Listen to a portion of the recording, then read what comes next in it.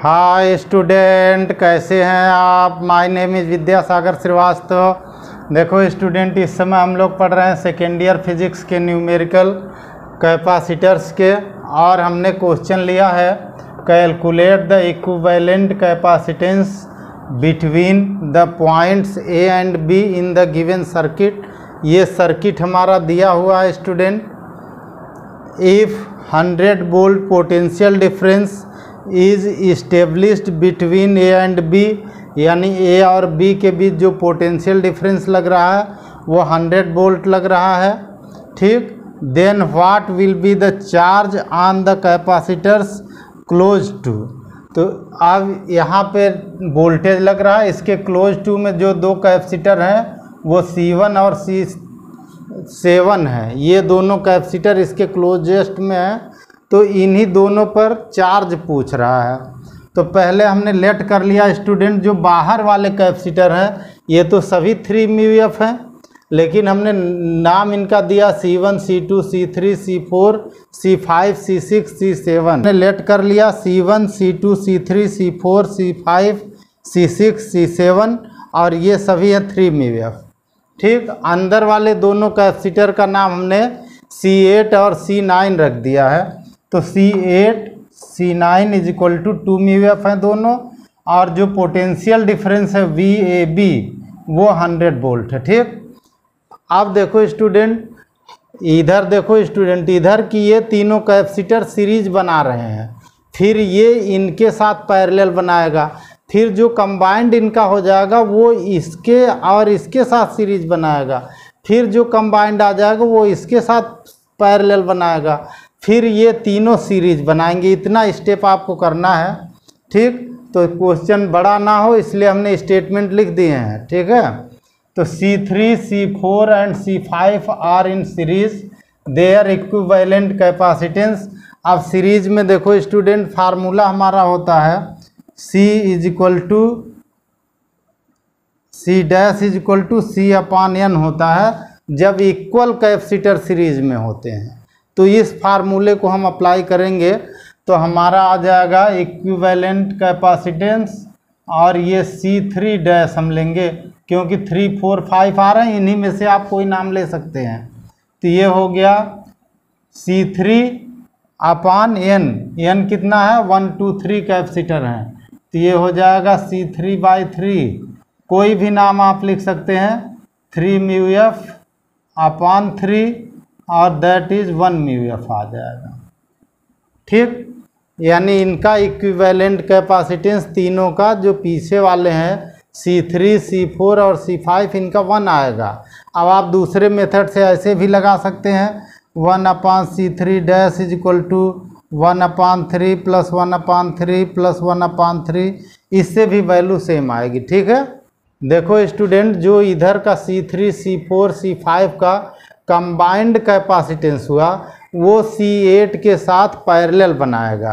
तो equivalent capacitance of C3 dash and C8, तो इस पर डैश पहले से लगा है, तो कंबाइंड को हम लोग C8 डैश ले लेते हैं, ठीक। और इसमें इन दोनों को ऐड कर दो, तो C3 डैश हमारा कितना आया, 1 μF आया, और C8 हमारा कितना है, 2 μF है। तो ये हो गया 2 μF और ऐड होकर के आ गया 3 μF, ठीक।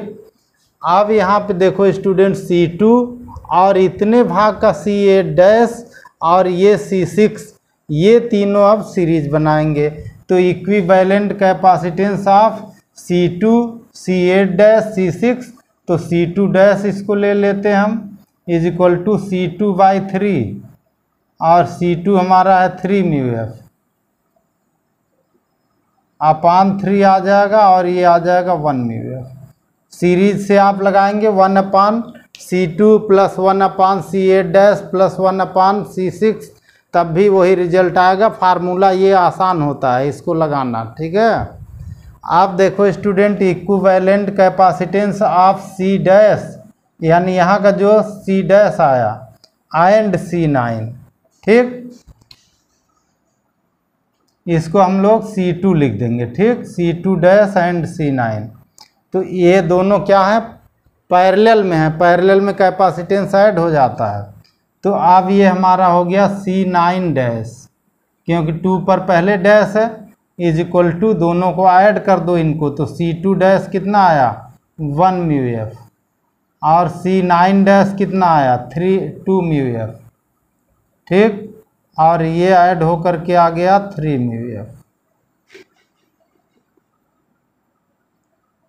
ठीक है स्टूडेंट, अब इसके बाद हम यहाँ पहुँचेंगे equivalent capacitance of C1, C9 dash and C7।